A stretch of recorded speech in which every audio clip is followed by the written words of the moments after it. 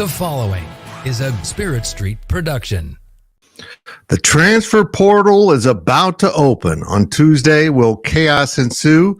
Well, we brought in our expert to discuss 24/7 Sports transfer portal whiz. Chris Hummer joins us on the Big 12 Insiders. Welcome to the Big 12 Insiders, your Big 12 sports show, presented by Synergy Financial Partners. Now let's go to booming North Texas, home of Studio 73. Here's your host, Brien Hanley. Once again, I am not Brien Hanley. Big B is on an extended weekend vacation. Good for him. And I get to talk the transfer portal with the man, Chris Hummer. Chris, how you doing, man? Doing good. Just watching some golf. It's a good day. It's beautiful here in Kansas. I'm not going to watch golf. I'm not a golf fan, but it's good. It's good. It's good napping stuff. Well, golf and napping often goes hand in hand. So does drinking. Hey, the portal opens on April 16th, which is Tuesday. Is this a big deal, as some people have said, or is it just going to be another portal opening? It's a big deal.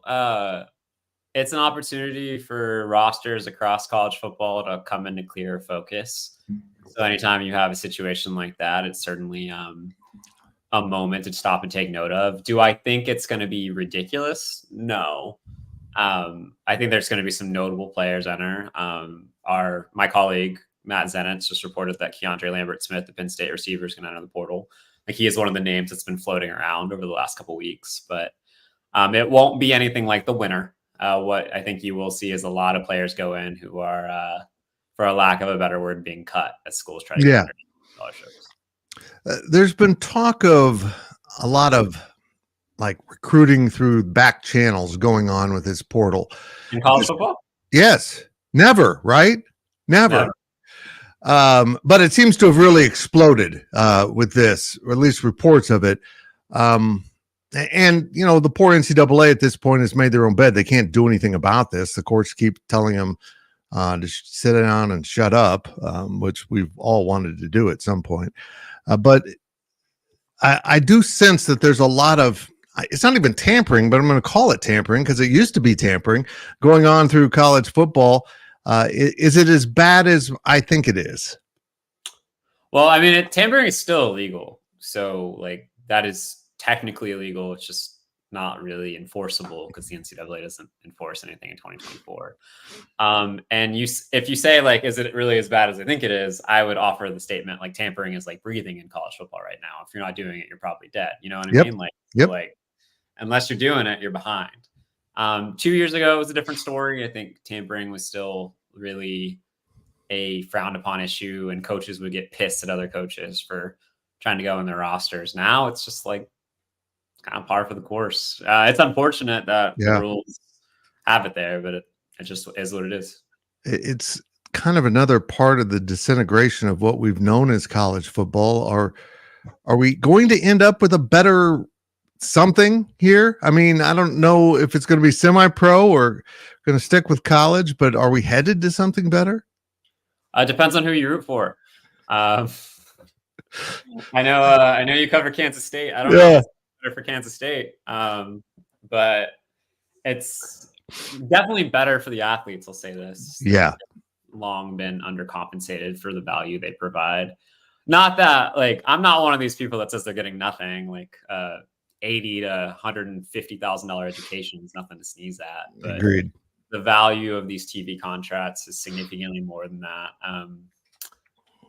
I think some players are worth a lot of money, and the fact that they're able to take advantage of some of that, I think, is a positive. But for the sport as a whole, no, it's bad for the sport. I think if you're a team in the SEC or the Big Ten, good for you. You're going to survive. You're going to have an opportunity to thrive. If you're a team in one of the many other conferences, you might get left out in the cold. It's just kind of the reality of where we're at in college athletics right now. And eventually we'll get to a system where there's collective bargaining and players are paid salaries, and maybe that'll keep some teams in check. But I really do wonder if the SEC and the Big Ten would prescribe a system in which they have a salary cap that's limited, where their budgets are 3 and 4 times the amount of like the Big 12 and the ACC. So yeah, we'll see what happens, but I think we'll eventually have more stability. I just don't know if it'll be better for everyone.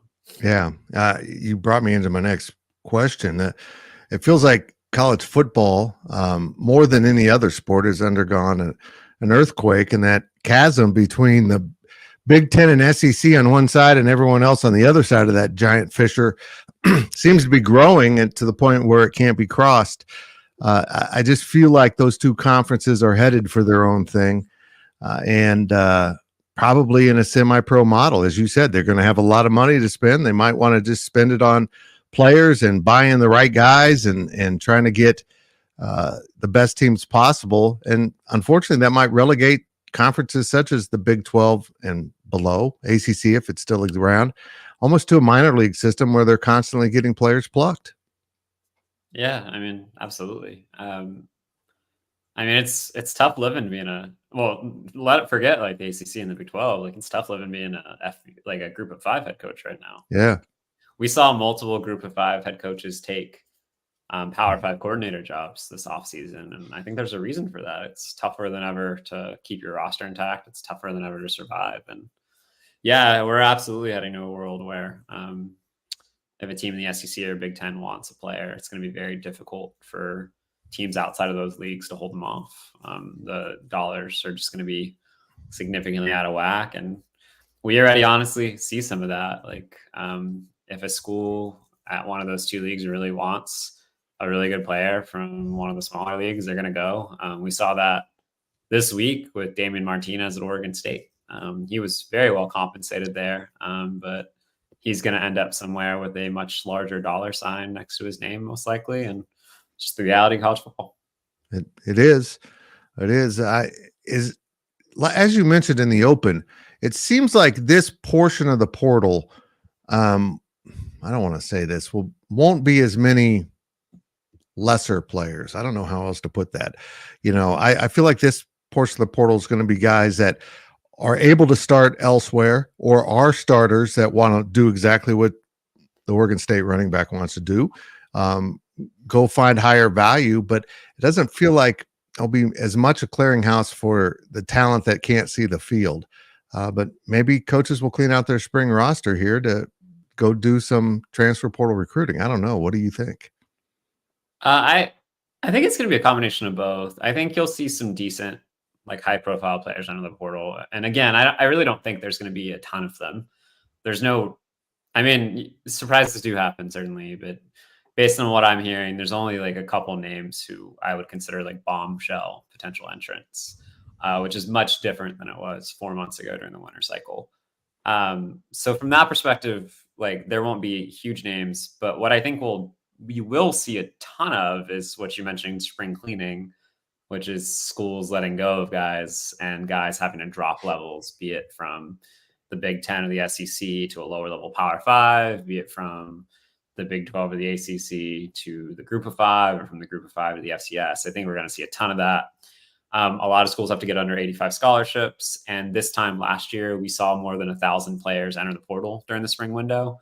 I think it'll be a very similar number, but I would say only a small fraction of those will be notable Power 5 starting level players. There just aren't going to be a ton of like really good names, barring like some unforeseen movement, which, I mean, obviously could happen. Like, we're in a new era every time we open a transfer portal window, because the rules seem to change every time we open a transfer portal window. So that it certainly could happen. I think spring is always going to be a little more stable because the 2 deeps are established. If you're a good starter and you're happy, you're not usually going to move. So that's just something to think about. Yeah. How many guys do you track? How many guys are, like, I don't want to say, is it the right term, stuck in the portal that didn't find a new destination after going in? I haven't done as much of that recently, but I remember doing a long story back in like 2019 about that fact. And I think at that time, and the rules have shifted considerably around the transfer portal, I think only like 60% of Power 5 scholarship players ended up staying in the FBS, and the number might have been even lower. So they don't always go without a home, but there certainly are situations where you have to drop down. I think that's more common than people realize. I remember talking to a player named Jordan Anthony. He was a top 150 recruit, went to Michigan, played a lot of games, started a couple, went in the portal, and he ended up waiting 18 months before he found his new home. He ended up at Troy. 18 months because of a various number of factors. At first, he thought he was going to go to a big school, so he was holding out on some of the offers. Then those offers dried up. Then the spring came around, and schools weren't 100% on his film. So he just kept waiting and being patient. And before he knew it, like he was out of football for an entire year. So those situations do certainly occur. Do kids realize that? Do they ever? I was a kid once, I think. It was a long time ago. But do they ponder the consequences of this at all? I mean, did you ponder the consequences when you went out at 20 to a bar and got kicked out? You know what I mean? Like, I think some do, and I think the smart ones do. But I think a lot of the problems is in these situations, players get really bad advice. And I think that's accelerated an era where these players have agents, oftentimes, who are incentivized to make a player move to increase their payout, right? So I think kids should take more stock of their situation. And I think transferring in the spring is particularly risky, given that you're going into a situation where you only have a couple of months to establish yourself, which is a big reason why, like, I think the quarterback market's going to be really tepid over the next couple of weeks, because that position is particularly hard to come into. But yeah, I mean, I hope kids think about this. They should, but I didn't always make the best decisions from 18 to 22. I don't even make the best decisions in my 30s. I was going to say, I've still got this problem going on, and I'm almost 60. So, look, the portal is a great tool to rebuild with, but I got to tell you, it's, excuse me, it's a little chaotic. There has to be some rules put in place, but is the NCAA totally just inert right now, unable to act because the courts keep slapping them upside the head? Well, they tend to act, but they act retroactively when the courts apply the same rules. So we saw that recently, right? So I believe an appellate court, and I get confused on all the courts. There's a lot. There's so many of them. I believe an appellate court in West Virginia ruled that a couple players who sued were immediately eligible as multi-time transfers. And then the NCAA a couple weeks later issued a memo saying that all multi-time transfers would be eligible for the 2024-2025 calendar year. And then I believe last week, the Division I Council approved multi-time transfers being eligible no matter the situation, mostly because their hand has been forced. And if they don't, they're just going to get caught up in legal fees. So yes, we are seeing rules, but usually they are reactive and often rules that recede what was on the books before. Yeah, they're painful to watch trying to act, but I'm glad we stopped the candy because that leaves more candy for me. And so you would have to give me candy to get me to do anything, get in your van or attend your school. So hey, I get it. I'm a lot like a dog, man. Like if you're going to give me a piece of candy, I'm probably going to do what you want me to do. It's exactly. It's a very easy way to do it. I don't know if I'm going to put you on the spot here. I just want to clarify. I do not give dogs candy. I just want to treat in general. I need people to know that I'm not poisoning dogs left and right. That's just how you roll. You seem nice, give them a treat, and it's just pure chocolate. I'm going to put you on the spot here because I don't know if you know this, but is there a program you would say around the country right now that's kind of feels like it has to take the next step with some portal entries to be where it wants to be in the fall? Or is that everyone? That description sounds like everyone. I don't think it's everyone, but I think it's, I suppose it's everyone to degrees. Like, I don't think, for example, Oklahoma State really needs to do anything in the portal, but that's because their roster is like 23-year-old humans and they return 21 of 22 starters, right? Yeah. So that's a team that doesn't need a lot of help. Everyone else in shades of like radiant gray does need assistance. I think everyone, if they're handling their roster the right way, is addressing a need or two in their two deep, because almost everybody has one coming out of the spring. And I think if you can help your two deep, you're doing the right thing. If you're talking about specific teams, I would look at those schools that had late coaching changes, and there were a ton of them this year because of Nick Saban's retirement. If you want to talk about a national contender, Alabama certainly needs upgrades in the portal. They need multiple offensive linemen, multiple cornerbacks, which is a combination that could have consequences on the open market because if Alabama comes knocking, it is something that people tend to listen to. Washington, another team that just played for a national championship, needs a ton in the portal. I think they only have 10 scholarship offensive linemen right now. So we could be talking 4 to 5 transfer additions at that position alone. And Jed Fish has never been shy about using the portal. So that's a team I would certainly keep an eye on.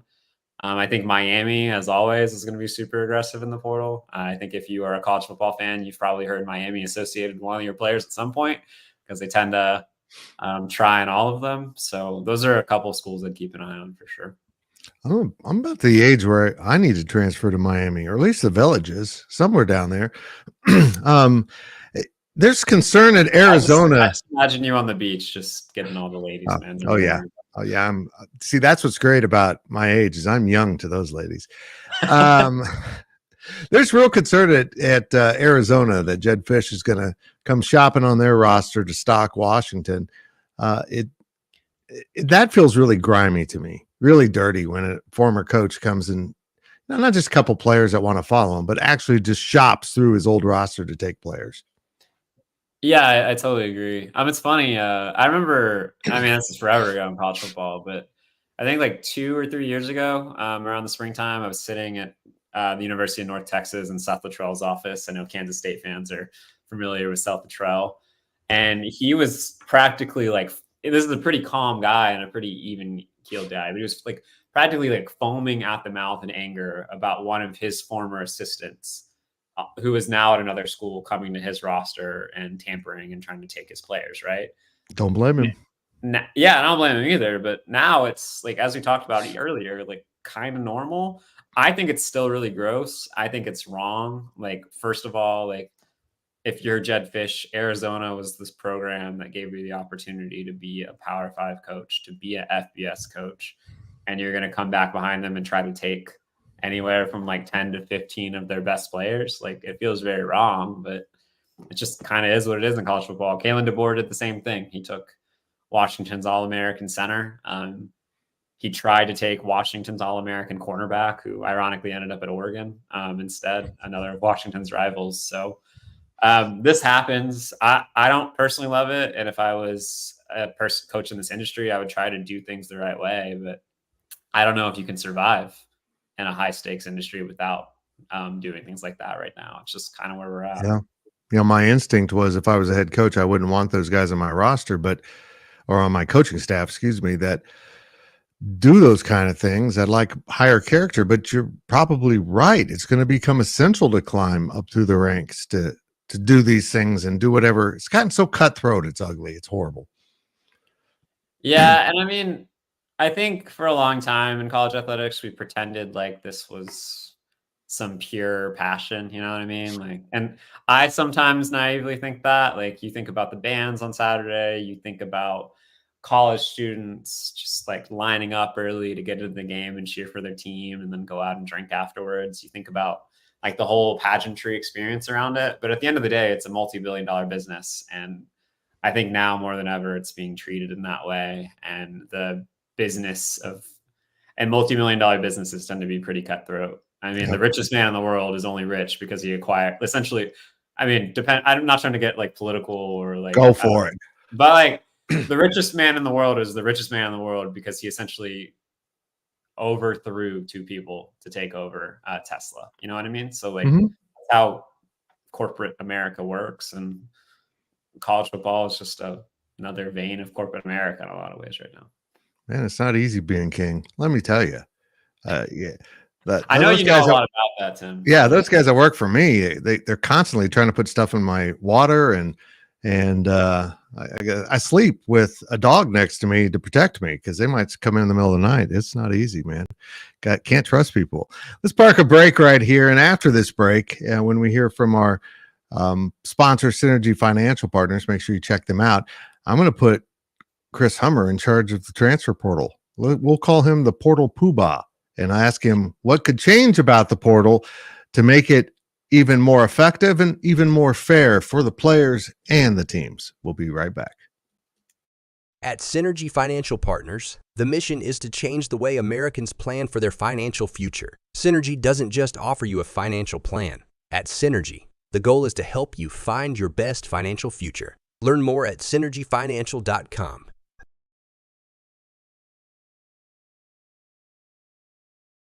Welcome back to the show.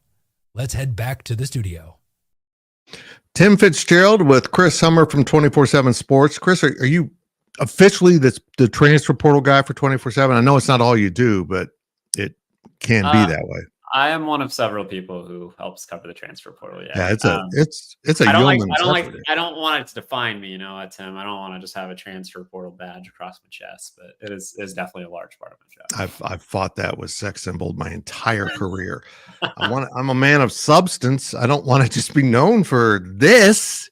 It must be tough to just have people like oogling at you the whole time. I know. I'm really good with the blind elderly demographic. Okay, let's say you are tasked with fixing the portal and making it equitable for all involved. Now, I think the first step the NCAA doesn't seem to understand is they have to come up with some type of student athlete representation that's tangible and recognized by the court system. That's what's lacking here, is the people that are most affected by this don't have a voice in the process. What would you change about the process to make it work better? I mean, it would be a complete overhaul. Yeah. We would have collective bargaining. It doesn't necessarily have to be unionization, although I think that would be healthy. I know unionization is often a polarizing word in this world, but I think it's what's necessary. And I would agree in this case. Yeah. And it's what works in every other professionalized sport we follow in America. There's some form of union. I don't necessarily think athletes need to be employees, although that would make all the sense in the world. But I do think they need to sign binding contracts with schools. It could be 1 year, it could be for 4 years, it could be for what have you. But there need to be some sorts of restrictions tying an athlete to a school if they're getting paid a considerable amount of money.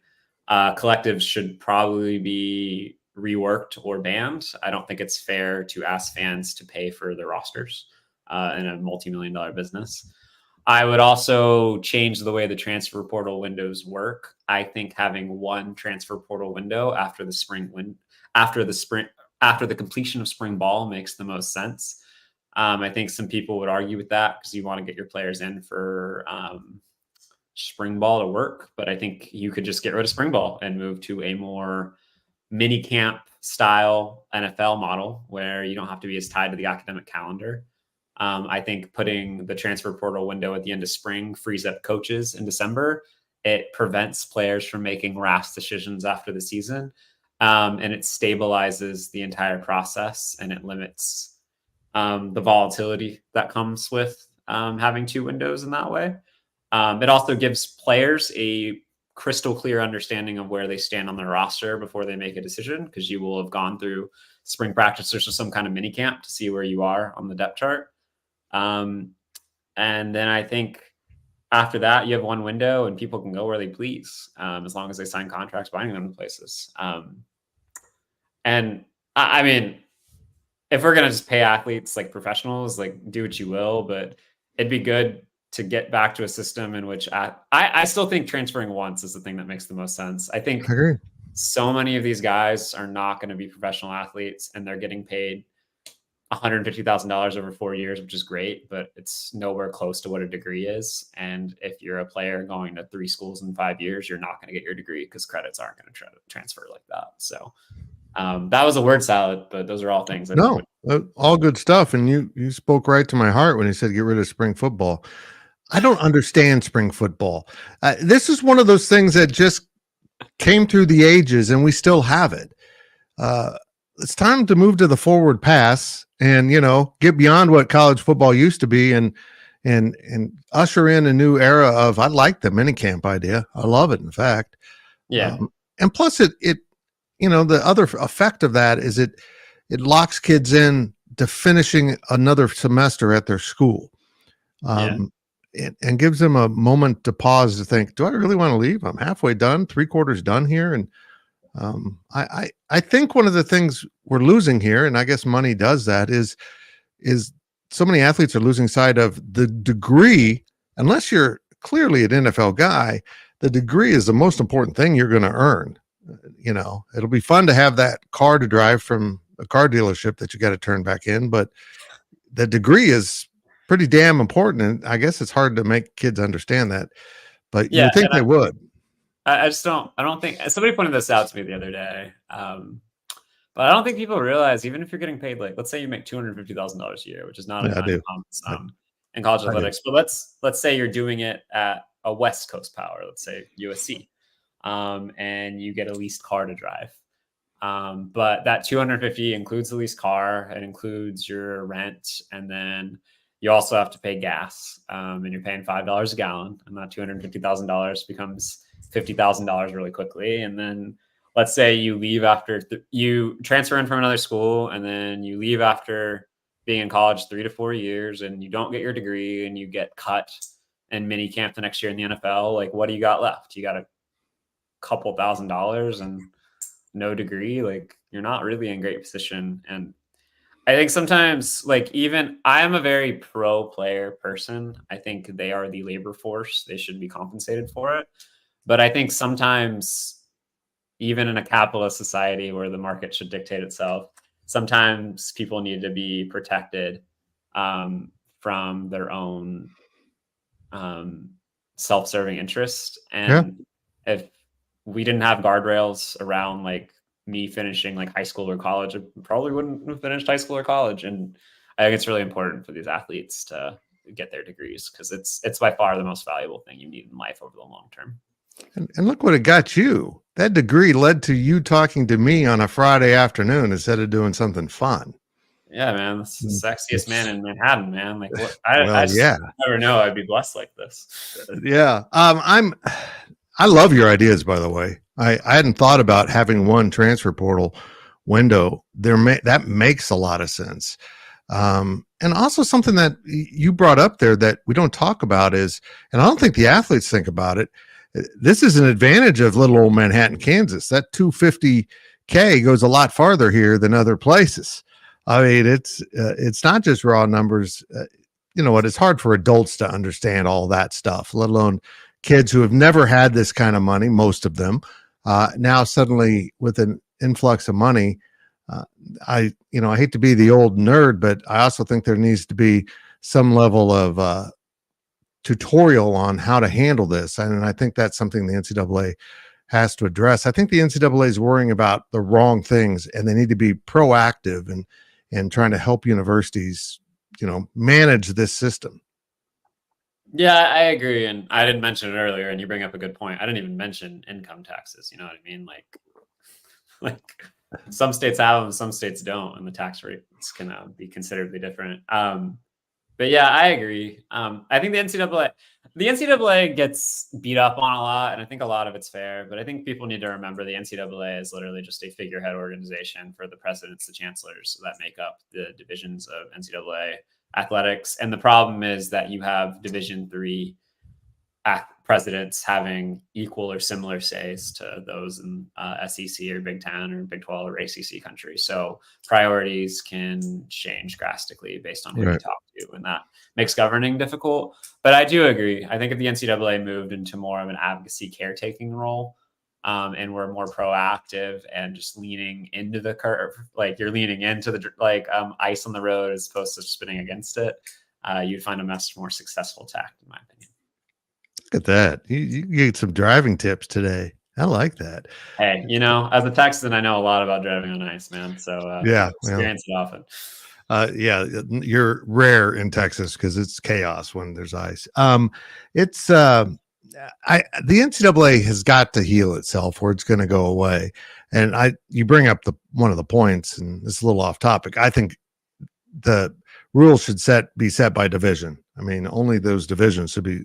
They're all so unique, and I think this will drive this even further. That being Division II or even FCS in that subdivision, it's going to feel more like college football to fans, and I think we're headed towards a semi-pro model here that I'm not comfortable with. And again, as you mentioned, the NCAA aren't athletic directors. They're chancellors and presidents. losing the connection to academics and just becoming a semi-pro representation of your university doesn't seem like something they would want. They want these students to be students who also play sports. I would say the majority of them do, yeah, but chancellors and presidents, it's the higher education system is another thing in America that's interesting. They're also, they're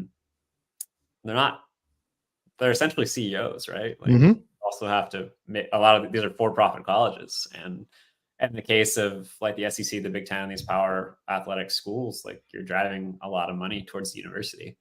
Some are a drain. I'm not saying everybody will be, but given the money that's flowing into athletics right now, like those schools are greatly benefiting from having athletics and even semi-pro athletics. So I think the bigger question is like how many people can keep up, because they're all going to chase that. Right. That, as I said earlier, I think that chasm between schools is going to continue to grow here. And, again, as you mentioned, I cover Kansas State. I've watched Kansas State compete with Texas on a pretty even field for the most part, and certainly with Oklahoma. But at some point, the numbers get so huge, it's no longer Texas and Kansas State. It's Texas and Bethune-Cookman. It just gets huge in the gap, and there's just no way to compete. I'll be interested to see where this goes. Yeah, and I will say I really liked. I think that Super League proposal started leaking in the Athletic last week, and I think it's a really interesting model that would save college athletics. But the two organizations that don't support it, that'd be the Big Ten and the SEC, because their schools stand to lose money, and ultimately we have selfish leaders in the sport that look out for themselves and not the betterment of the game, and it's going to cause the fracturing of the game. And you see that now. I was interested that Brett Yormark in the Big 12 also backed away from that plan. I thought that was really interesting. And maybe I give Brett Yormark too much credit, but I feel like he knows something we don't. If he's backing away from it and kind of aligning with the two power conferences, maybe he feels like he has to do that to try to establish the Big 12 as the third conference that might survive. I don't know. Yeah, I was interested by that too. I think his backing away probably had a lot to do with the fact that it wasn't a realistic proposal. It was dead on arrival anyway. And you don't want to be associated and look bad from a PR standpoint with something that was destined to fail. But I think it's the type of thing that if I was the Big 12 commissioner, I was the ACC commissioner, I was doing everything I could to make something like that work, because it's the only thing that's going to save the current model we have, which is a beautiful model, by the way. 70 to 80 teams nationally, a lot of them in small towns that you wouldn't think of. And we're going to lose a lot of that when Alabama becomes the Dallas Cowboys. So that'll be interesting. I agree. I totally agree. I think that the first step to make it work, and not many people have said this, but Chip Kelly was really thoughtful in what he said, to move football out of conferences. Just be done with that. That's what's driving all this national spread. And thus you've got your lacrosse team and your soccer team flying all over the place. It doesn't make sense. If you get football out of the conferences and into its own, grouping, then I think you see the conferences go back to more regional stability. But again, the SEC feels like they already have that. They don't need to do that. And the Big Ten isn't going to go along with it for other reasons the SEC won't. They're getting theirs. They're not going to share. Yeah, 100%. And I mean, we saw this happen, right? Like, I live in Austin, Texas. Like, Texas and Oklahoma's athletic directors and presidents can say what they will. I really do think Texas and Oklahoma essentially broke up the current model of college athletics by reaching for money. And I think it's totally understandable that they did that. You have to protect your own best interests, but those selfish interests shattered the sport, and it was probably always going to break. Let's be real. Like, television networks were always going to be interested in paring down the sport and bringing the more attractive teams to the forefront. But I think college athletics was really successful for a really long time, and that was I think the move that we're always going to look back at as the first kind of salvo that changed the sport forever. As we wrap up, I tend to think that the whole root cause of this is the NCAA's absolute refusal to let the student athletes have a strong voice, to let them sit at the table. whether it's a union or just some kind of organized representation from each school to the conference and up to the national level. That's what set this all in motion. And now the portal gives players power, and the model doesn't know how to handle that. It just doesn't. It's just something foreign. It's like an alien invasion to have all this power in the hands of the student athletes. Yeah, I mean, we talk about other like what's the term, like glass door moments, swing door moments? I know I'm butchering that, so I apologize to anybody listening and making fun of me. But like the Ed O'Bannon trial happened, right? And costs of attendance stipends had been put in place, and if the NCAA had just agreed at that time to pay $10,000 to every athlete, I don't think we would be having any of this stuff happening right now. Like the presidents and the chancellors at all of these schools have themselves to blame. They selfishly tried to hang on to a system that disenfranchised their labor force, and look at where we are now. Like, you're gonna have people in the transfer portal in a couple of weeks making like $700,000, $800,000, $900,000 in some cases. So got to give the athletes more say, because eventually basically a legal system is going to break, and that's what we've seen. Yep. And I'm also a free market guy. If the market allows for the player to get $750,000, then he's worth that. You know, that's just the way I believe. The coaches have flourished under that free marketplace and the competitive market. Now the players are doing it, and it's a big problem. It kind of makes me laugh. Yeah, I mean, I agree, but I do understand why coaches are annoyed, because it upends it's horrible the whole time. But at the same time, like, as you said, we're in a system where a coach can leave for multi-million-dollar raise, and we've seen athletic directors do the same thing. I mean, we saw Washington's athletic director spend about 3.5 months in Seattle before going to Nebraska for a massive raise. So we all can tend to be hypocrites when it comes to talking about these things. And there just needs to be wide scale adjustment to the system. That's the only way this is ever going to feel stable again. Well, if the world was fair and the marketplace was even, you wouldn't go in the portal. You would just get hundreds of thousands of dollars for the job you do. I appreciate it, man. Oh, please. I am lucky to be making more than I did back in the day when I worked at a Brahms. So I'm lucky enough to write about college football for a living. So God, you brought up Brahms. Brahms is the alpha and omega of fast food. You can buy the burger and the toilet paper at the same time. It was a beautiful place. I made $5.85 an hour. I worked there for like 4 years. Yeah, it's good stuff. We got a 15% discount, which, yeah, great stuff. And I actually had in high school had a wrist injury from scooping ice cream, so I paid through pain. Oh, he gives it all. Yeah. Whether it's at Brahms or 24/7 Sports, he's our guy, Chris Hummer. Chris, I appreciate you stopping by to visit with us today. Absolutely. All right, later, Tom. Let's take another break. I'll be back to wrap it up. At Synergy Financial Partners, the vision is to build the world's largest consumer financial education and empowerment company. Synergy doesn't just offer you a financial plan. At Synergy, the goal is to help you find your best financial future. Learn more at synergyfinancial.com. Welcome back to the show. Let's head back to the studio. Well, it's going to be an interesting day on Tuesday. In fact, to the point that even though he doesn't think anything's going to happen at Kansas State, we had a press conference scheduled to wrap up spring football on Tuesday, and this morning it got moved to Saturday, just in case something breaks loose. So the coaches are all bracing themselves for what could be massive movement through the transfer portal. My colleague and friend Josh Pate has said he's heard it's going to be significant. And Chris Hummer just settled my stomach a little bit by saying it may not be as bad as forecast. We will find out on Tuesday. I would encourage you, if you're a fan of any team, to keep your ears open, and see what happens on Tuesday. It could be a complete collapse of the system or just another day at the office. That's it for this week's editions of the Big 12 Insiders. We'll be back next week. Of course, we'll have the K-State version of this show on Monday, and then Big B's back at the helm on Tuesday to take over. We've got some cool things planned, and we will see you then. This has been a Spirit Street production. Please support this show by subscribing to this YouTube channel or follow us on your favorite podcast platform.